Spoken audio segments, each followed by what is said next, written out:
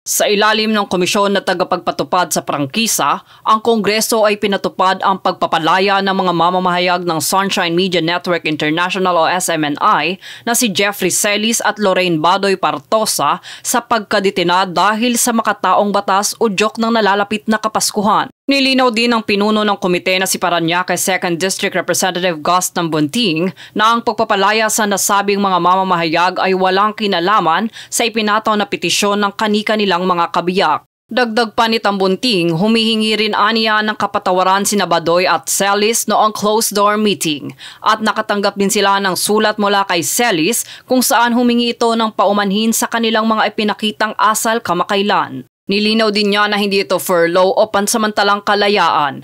Aniya, ang mga mamamahayag ay malaya na sa pagkakabilanggo.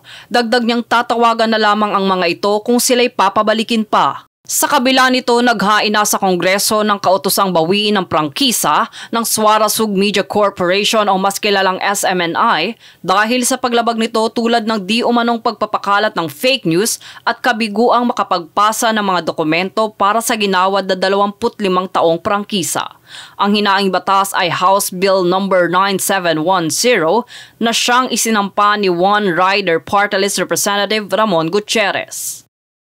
Jade Buhoy, nag-uulat para sa One Media Network.